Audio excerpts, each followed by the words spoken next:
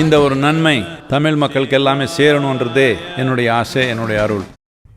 கடலூர் மாவட்டம் விருத்தாசலம் அடுத்த பழைய பட்டணத்தைச் சேர்ந்த 30க்கும் மேற்பட்டோரை ஏற்றிச் சென்ற டாடா ஏஸ் வாகனம் கோட்டேரி பகுதியில் சாலையோர பள்ளத்தில் கவிழ்ந்து விபத்துக்குள்ளானது. இதுகுறித்த கூடுதல் விவரங்களை செய்தியாளர் பிரகாஷ் வழங்க கேட்கலாம். பிரகாஷ், வணக்கம். இந்த விபத்துக்கான காரணம் என்ன? முழு விவரம். வணக்கம் மேடம். கடலூர் மாவட்டம் விருத்தாசலம் அடுத்த பழையப்பட்டினம் கிராமத்தைச் சேர்ந்த 30க்கும் மேற்பட்டோர் விருத்தாசலம் பகுதிக்கு டாடா ஏஸ் வாகனத்தில் பயணித்து வந்தனர். விருத்தாசலம் வீடு திரும்பும் வழியில் விருசாலக்குப்பம் வழியாக கோட்டேரி சாலையில் சென்றுள்ளனர். அப்போது ஓட்டுநரின் கட்டுப்பாட்டை இழந்த வாகனமானது சாலையோரம் பள்ளத்தில் கவிழ்ந்ததில் 30க்கும் மேற்பட்டோர் விபத்துக்குள்ளானர். இதில் 37 பேர் பயணம் செய்துள்ளனர். 37 பேரும் விருத்தாசலம் அரசு மருத்துவமனையில் அனுமதிக்கப்பட்டு இருவரின் உடல் கவலைக்கிடமாக உள்ளது.